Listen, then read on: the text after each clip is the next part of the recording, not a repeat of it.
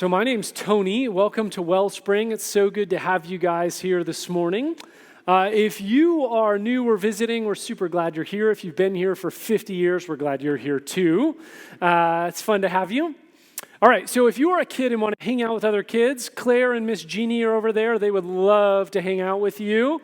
It'll be super fun, believe me. Jeannie's my wife. She's really good at this, so hang out with her. She's super fun. All right, so we're in the midst of a series. It's called Unforced Rhythms of Grace. And it's based on this idea of what does it look like to practice the way of Jesus? What does it look like to lean into the person of Jesus and try and take his yoke upon us? If you remember in Matthew 11, we read this, verse 29, "Take my yoke upon you and learn from me, for I am gentle and humble in heart, and you will find rest for your soul." So we're leaning in this series into what does it look like to take that yoke on us, to learn from Jesus. Dude, that was awesome. I love that. That's the first pew hop I've seen. That was epic. That was awesome. Sorry, I just totally lost it. All right. So the yoke. Okay, so Eugene Peterson has this great translation of the message, verse 29. He says this, "Walk with me, work with me, watch how I do it. Learn the unforced rhythms of grace." So sometimes when you talk about practicing the way of Jesus, we feel like, you know what, I just really need to try harder. Like what I really need to do is just ramp up, rock it. But if you've tried that for long enough, it generally does not work. Right? So usually you try it for a few weeks, you try harder, then you burn out, you give up, and maybe you try again next year. Sort of like how we do the gym usually in the United States, right? First 2 weeks, we stop, pay for the year, shoot, I just wasted all this money, I'll try again next January for 2 weeks, burn out and start again. So our hope in this series is not necessarily to get us to try harder, but to let go at Jesus' way. Right? That we would be a people that let go more fully into Jesus' way. That we would let go and let him shape our path more fully. And that through that process of letting go and learning Jesus' rhythms, that we might actually become a people that are infused and transformed by his grace. Now this morning, what we're going to do is we are going to look at this idea of community. Now, one of the things about community is it's awkward to have a conversation or a talk or a sermon about community where one person is talking and you don't get to. So I'm going to ask you to do a couple awkward things during this message, like maybe talk to the person next to you. So what I'm going to do right now is I'm going to actually ask you to ante in for 1 second and talk to someone next to you. I want you to do something the church has done for a very long time. We don't do it all the time, but I want you to try it today. Throughout church history, there's often been a moment where someone would turn to the person next to them and they'd say, "The peace of Christ be with you." So what I want you to do is just turn to someone next to you, tell them your name, and say, "The peace of Christ be with you." Go.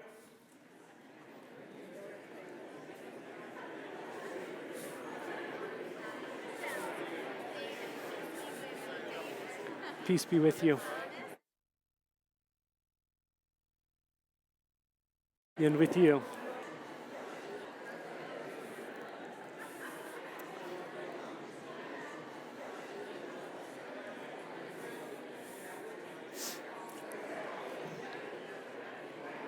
Dude, that was awesome.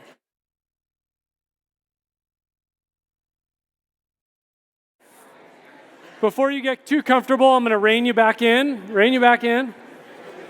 One of the reasons we have time after where we have like this feast out here is to hang out and chat with each other. So now you know someone's name at least, and they've said something nice to you, so you can chat with them after. Now you have permission.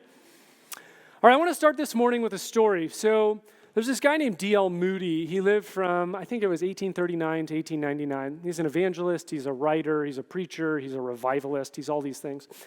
One day, this guy comes up to him and is like, all right, Mr. Moody, I believe that someone can be a Christian without being connected to the Christian community. And they're meeting in this cool house with this fire, and it's this epic, awesome place. And he's given Moody the best presentation he can. He's smart. This dude's smart. And he's like, "Hey, believe me, I want to tell you my theory here." And he's sitting there trying to convince Moody, okay, you can be a Christian without being a part of the church. without a part of a living body of believers. And Moody, he's sort of sitting there, he's listening, and then he grabs a piping hot coal over by the fireplace. And he takes this poker and he grabs this burning hot coal. And he takes it, and he sits back down, and he puts it between him and this other guy. He just sits there, super awkward. And the guy stops talking because there's a burning coal in his face. And the guy says, "Okay, Mr. Moody." And the coal slowly, as it's out of the fire, starts to lose its fire. And gradually, it just becomes a coal that is no longer hot. He says, "Okay, Mr. Moody, I get your point." And his point was this: we can no more be formed into the image of Jesus outside of Christian community than a coal can stay hot, aflame with fire outside of a fire.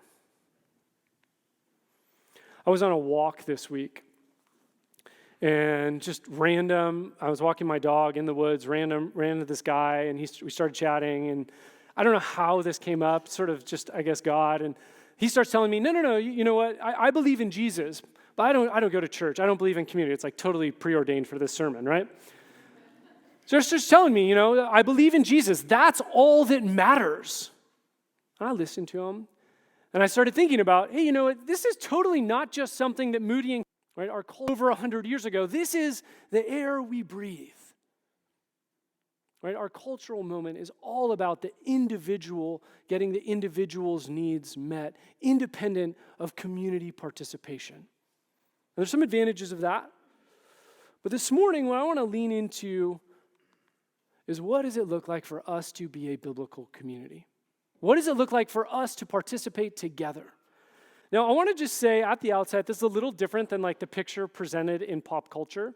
So in pop culture, what you generally see is a bunch of hipsters in a backyard with fair trade coffee and cool vintage lights, and everyone's having fun and smiling.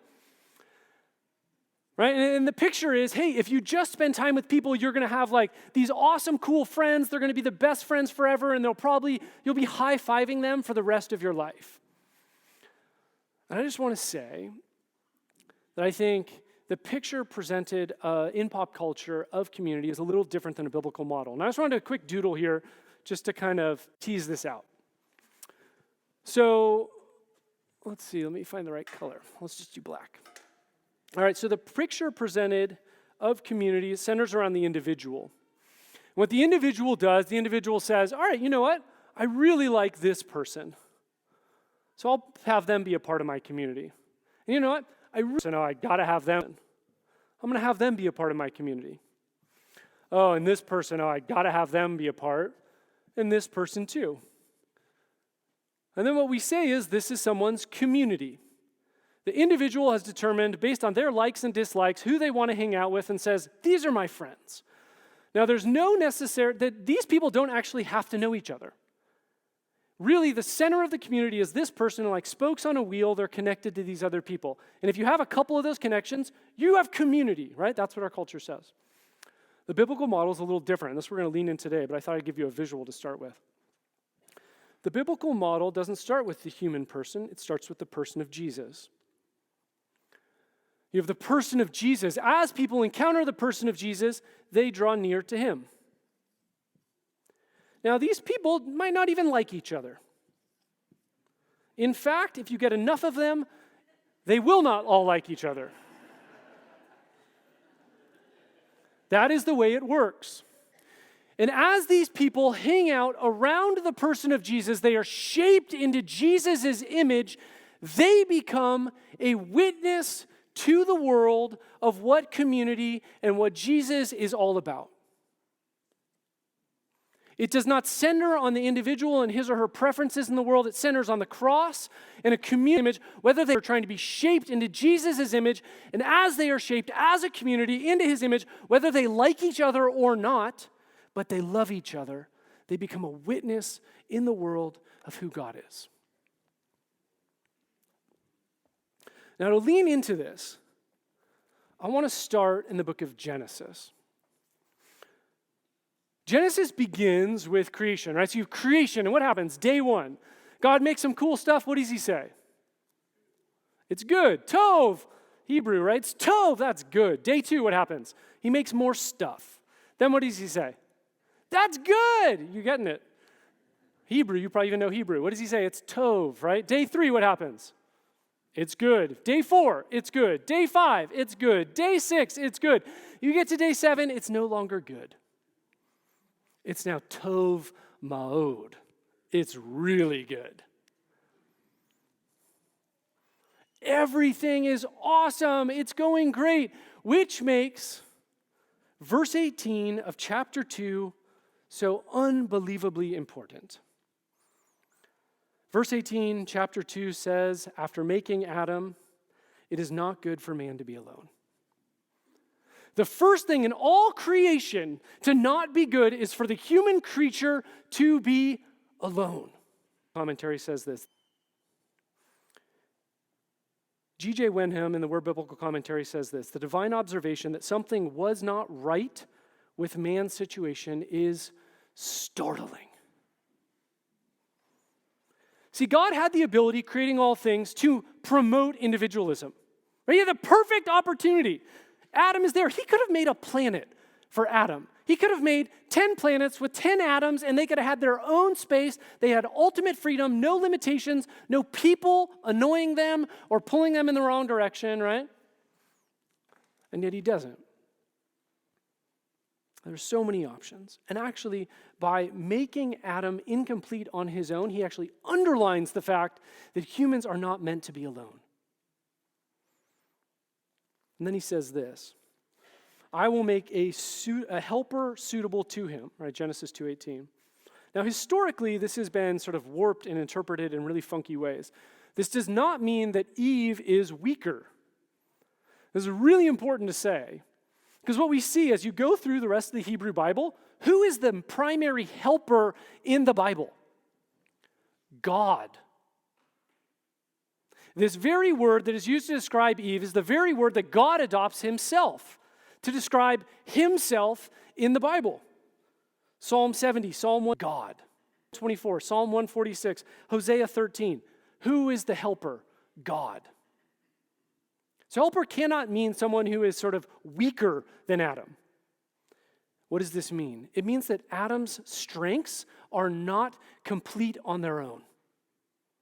They are insufficient on their own. So what does he need? He needs another being with compatible strengths that creates community, and in this, humans can flourish. When they are in community, relying not just on their own strengths, but the strengths of others, they flourish. Now, the truth is, if you go throughout the entire Bible, God had all kinds of opportunities to promote individualism. Think about it. He meets Abraham. He says, Abraham, you know what? Let's hang out. Why don't you and I just do our own little thing, meet in a coffee shop, fry some lamb or whatever it would be. Let's just do it on our own. But he doesn't do that, does he? He says, Abraham, guess what? I'm going to form a people. I'm going to form a community through you. And God has another opportunity. Right? He meets this guy named Moses. He's in the desert through a burning bush. He could have just said, Moshe, let's just hang out in the desert. There's no one here. But he doesn't. What does he do? He sends Moses back to the people of Israel. He then rescues them together, forms a people with laws, and he says, hey, I'm going to give you land, and you guys can live as a nation together. And then when we get to exile and judgment, what happens? It's not like God is like, you're good, you're bad. You're good, you're bad. What happens? The entire community goes into exile. You get to the New Testament. What does Jesus do? He doesn't say, hey, you know what? I really like you, Peter. Like, why don't you and I just hang out? He doesn't do that. He forms a little group, community of 12 people to reconstitute the people of Israel to form a community so they can be God's people together in the world. And you see this from the beginning to the end of the Bible. And I want to pick out two passages in particular in the New Testament where we can kind of lean in a little bit. The first is 1 Corinthians 12. Now, 1 Corinthians 12 is where Paul talks about how does the body function. And he says, the church, the community of Christians, it functions like a body. And this is what he writes. For just as the body is one and has many members, and all the members of the body, though many, are one body, so it is with Christ. Right? We are a community of people that are different. And it's actually through our difference that we come together and are one. Body is one, not... he's a really excellent scholar. He says this: the body is one not despite its diversity, but is one body only by virtue of its diversity. Without that diversity, the body would be a monstrosity. Our family went to a pumpkin patch a few weeks ago, and my son was fascinated by getting a face painting. So what he got was a monstrosity. He got this spider that was basically a huge eyeball on the front with a few legs. That is a monstrosity. That's what happens when the entire body tries to be the same thing, or you try and find a body of just legs and eyes. All right, I'm going to do another one of those awkward participation moments.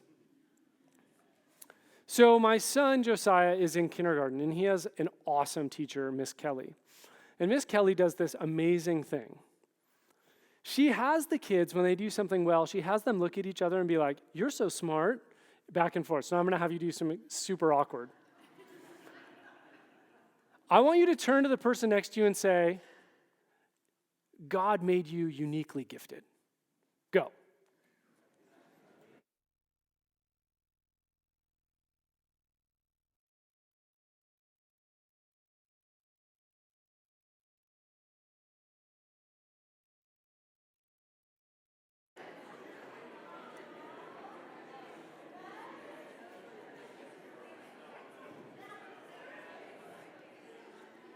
All right, come back before you enjoy it too much.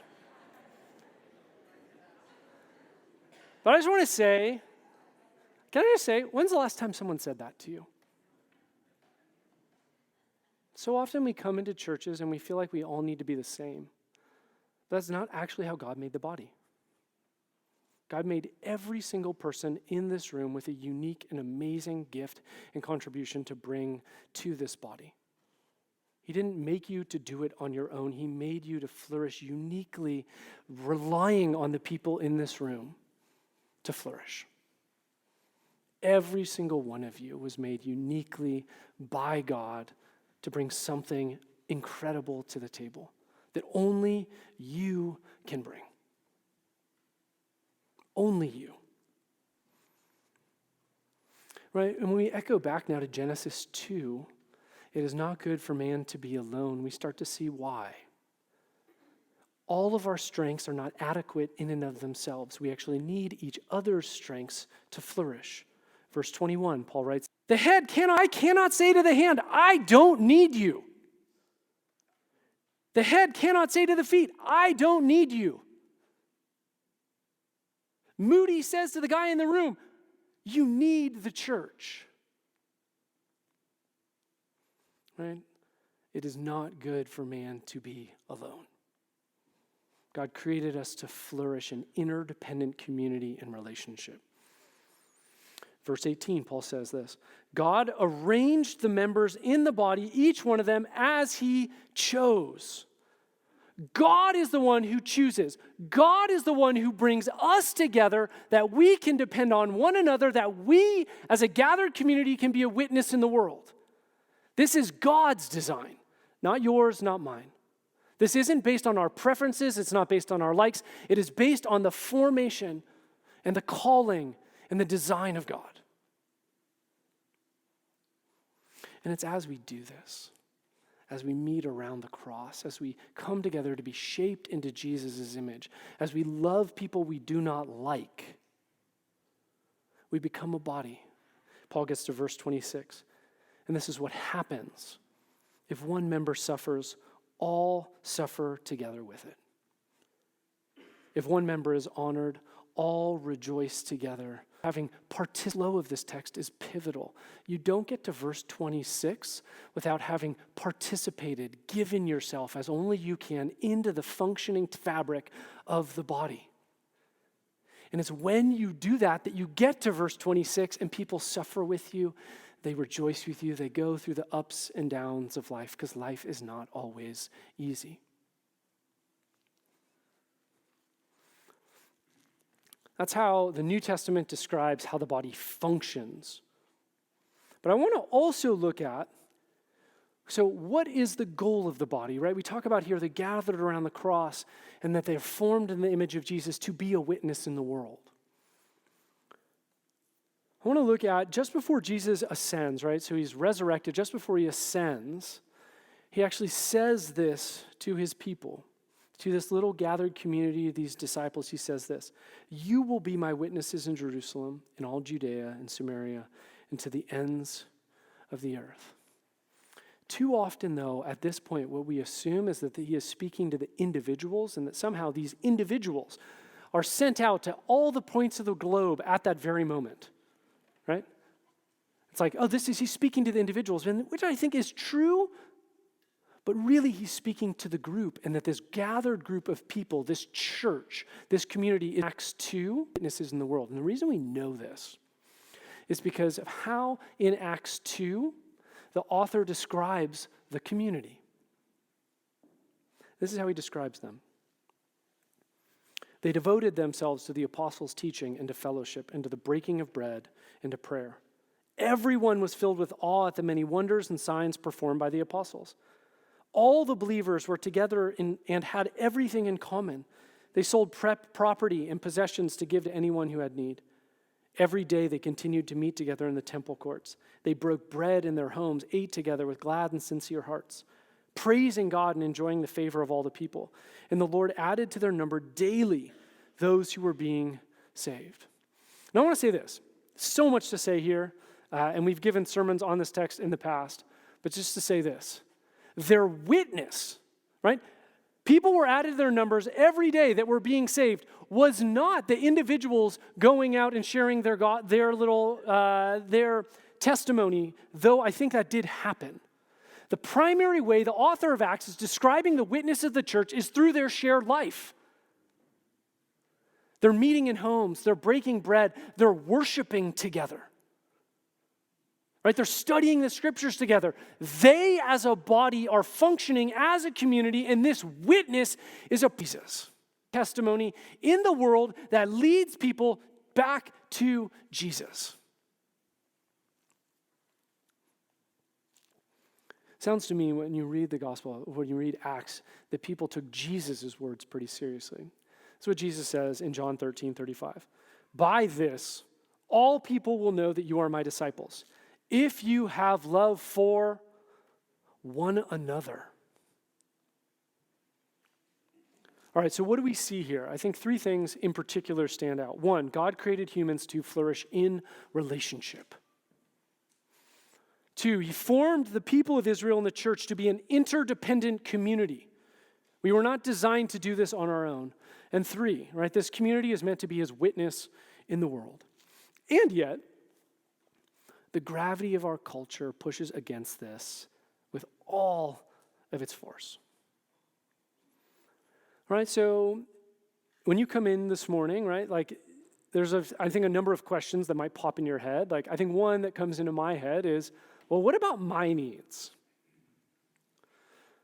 Right, so this gets at, I think, some of this tension that we have up here.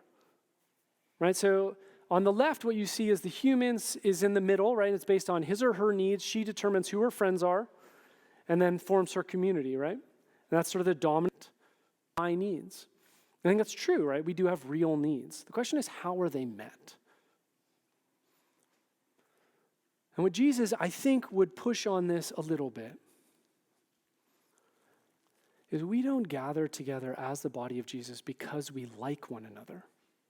We gather together as the body of Jesus because we love Jesus. And we want to be shaped into his likeness.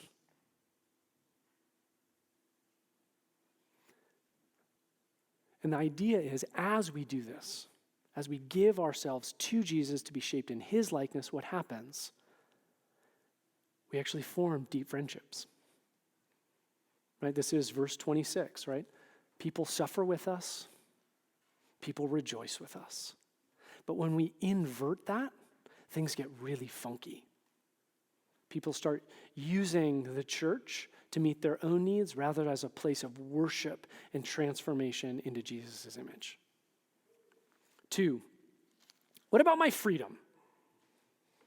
Right? Like, it's not just about my needs, it's also about my freedom. And in our cultural moment, right, constraint is the enemy. Anything that limits freedom in our context is seen as bad. Right? This is FOBO, right? Fear of the better off. The fear of missing out. It's like, man, I don't want to limit anything. I want to keep my options open. And you know what people do?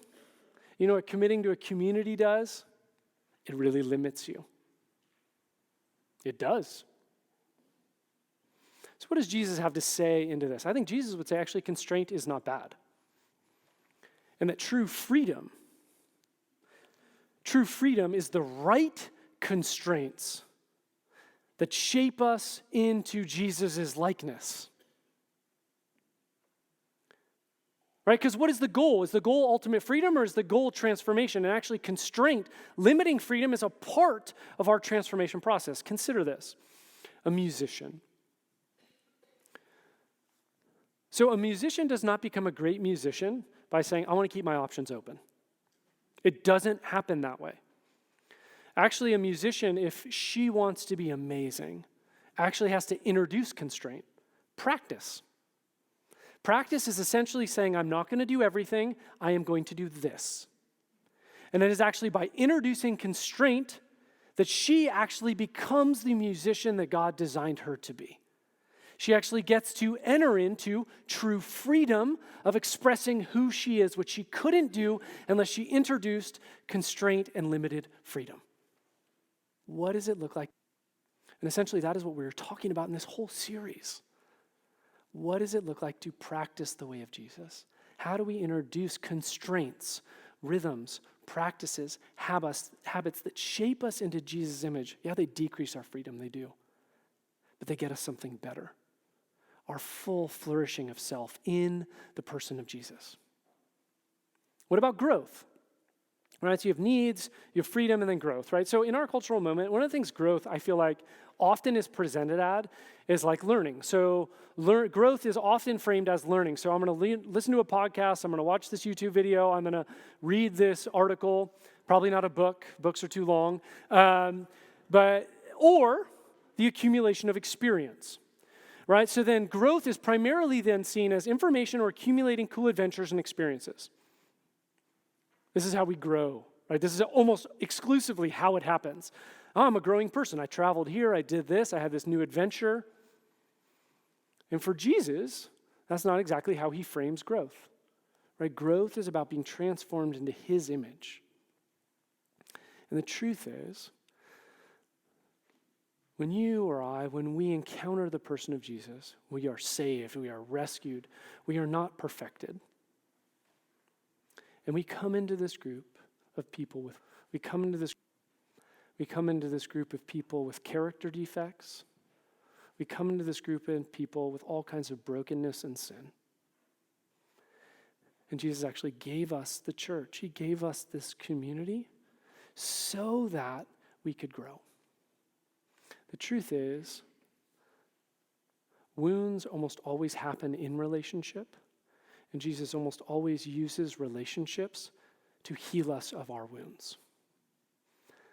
When I first encountered the person of Jesus, I had just this overwhelming sense of God's goodness and mercy and grace for me. But I carried a lot of brokenness into the church. I remember the first time I met with some of these guys on my football team, and they just wanted to hang out with me. I literally said to them the first time, talk about like defended and insecure, I was just like, I've never been friends with a Christian. I probably won't ever be. That was literally that's literally the first thing I said to these guys. And the truth is, that's how I felt. Because I had been hurt so many times in relationship, there was no way I was going to let this group of people hurt me again. But God used this group of people over a period of years to be one of the most beautiful and healing experiences of my life that has actually continued through the ups and downs of participating in church. Are exempted from that, right? Because we all carry our brokenness into the room. None of us are exempted from that, so we hurt each other. But also, if we stick at it long enough, I think God does incredible healing and transformation in us through the body of believers that are gathered. How do we grow? Sure, we can grow by learning. We can grow by reading a book. We can grow by having an adventure. But I think the deepest growing that we do is often happens in relationship with one another over time. What about my needs? What about my freedom? What about growth? The thing that's true is that if you actually look at our cultural moment, our culture does not do community well. And this is actually proving more and more true as studies after studies come out about loneliness in the United States. There was a study recently that was done of 20,000 people ages 18 and over, and this is what they found. 46% of people feel alone. Nearly half of the people feel alone. 27% feel as though there are people who really understand them. That means 75% of people feel like no one understands them. 43% feel as though their relationships are not meaningful. 43% feel isolated from others. And when you look at the stats, college student Gen Z is the highest on all of these. Right? Gen Z is college students right now, high schoolers right now. They have the highest loneliness scores of any generation. So what's happening is you're watching as we have bought into our cultural's narrative on community and meaning, where you're experiencing more and more isolation and loneliness. Because of this trend, and this is not a joke actually, in Great Britain they just formed the first ever Minister of Loneliness. Because it has such a significant thing and it's affecting their culture so much, they've actually created a ministerial position to figure out, what do we do about this? This is not an anecdote. This is like massively influencing people's lives. So what we see then is that actually how we do church, how we do community is not only about our felt needs, it's actually about our witness in the world. I think there's actually a profound opportunity right now. If we can figure out how do we do community well, I think we can have a profound witness into our community and into the world. As Jesus forms us together, we experience the togetherness that he hopes for. We actually can have a profound witness into the lonely world that we are walking into. We're not in like order. What are some practices? What are some things we can do? I have a couple. They're not in like order of priority, but I think there are three things that we really should consider. The first is this. I really think we need to figure out how to prioritize the large gathering. Right, so that's this. Now, that might be an odd thing to start with. You're like, but this is probably the least like relationally connective space that we do here at Wellspring, Tony. And it's like, yeah, that's true. But it's also something the church has been doing from day one. The church has gathered on Sunday morning to worship God, submit their lives to the scriptures from the very beginning. Jesus was resurrected on a Sunday morning, and the church has gathered on Sundays to say, Jesus is where life is. But if you look at stats, you'll see this trend is shifting. Right? In, I think it was 1924, the Olympics were held, right? And this guy named Little was super fast, and he ran the 100 meters. And he actually said, you know what? I'm not going to run. It's on a Sunday morning. It's his best event. He said, I'm not going to do it. Pretty big deal, right? You go to our current moment now, and you see nationally, across the nation, churches are wondering, what's going on here? At one time, Sunday morning was like, we're here every week. Now it's like getting down, even the most committed, right? It's getting to like maybe 1 to 2 times a month. This is becoming, they can do other things. Some of this is affluence, right? As people get wealthier, they have more options, right? So they can do other things. This gets into sports and other sports commitments, right? With families. I know, people are like, but I have this tournament, I have this thing to go to, right? So there's all these pulls on us. And yet, this is the only time as a body that we gather as a big body and we together submit our lives to Jesus. We sing songs. We lay the scriptures before us in this space and say, all right, are we going to be a people who are willing to surrender our lives to Jesus? The only time we as a big body do this. it's also, I think, a profound and really important disruptive witness in our world. Because there is no other group of people that are willing to gather together like this and say, you know what? Oh, no, we're just going to worship someone else. Like our moment culturally is all about worshiping us and our needs and our wants and what we want to do in the world. There are very few things that we can do as a large body to say, you know what? It's not about me. And that's why I go on Sunday. It's this profound disruptive witness that we can actually do as a large community in our culture. Prioritize Sunday morning. I also think, though, there's not just this space, but also participating in a smaller community. Right? This is a little less religious. This is where a lot of discipleship actually happens. Right? This space is a little less relational, but it's in that space where we bear one another's burdens. This is where we get to hear others' ideas, not just one person standing on the stage, right? We get to wrestle back and forth and say, well, I think this, I think that. And we go, how do we figure this out? This is where we actually work together about what does it look like for us to be shaped into Jesus' image, that we can be his witnesses in the world. And this can be formal structures or informal. Right? If you're at CSUMB, this is participating maybe in a local community on your campus. If you're in a part of this body and you want to be a part of one of our groups, right? That's the well communities. But there's no reason that 5 or 6 people can't gather together and figure out how do we practice the way of Jesus wherever we are. I would also say, though, that I think we need to figure out ways to nurture intimate relationships too. Right? This is why we talk about ABLE all the time. Right? ABLE is our discipleship acronym. Right? A-B-L-E. A is to spend every week, let's take time to attend to the speaking voice of God. B, let's bless people. Right? So what would it be like to nurture relationships by being a blessing to people in this room? You could take a risk for that. L is learn from the scriptures. E is eat, taking time to eat with people. I think one of the best ways to nurture relationship and community, over to your another. Inviting someone in this room, maybe someone you said peace of Christ to, over to your house and saying, let's get to know each other. Tell me your story. Let me tell you mine. You have the large community, you have smaller communities, and you have nurturing, intimate relationship. And I think my invitation to you today, right? I realize we're all overcommitted. We're all busy. This is all, for many of us, overwhelming. I think my thing is this. What does it look like for you to shrink the change? So you can't do everything tomorrow. Impossible. Don't try. I don't want you to do that. I don't want you to say, okay, I'm going to do everything. I'm going to change everything tomorrow. Don't do it. I want you to pick one thing. What is one small change you can make to move deeper into the person of Jesus through this gathered community? What is one thing you can do to knit your life a little more deeply with this group so that you can be shaped into Jesus' image? One thing.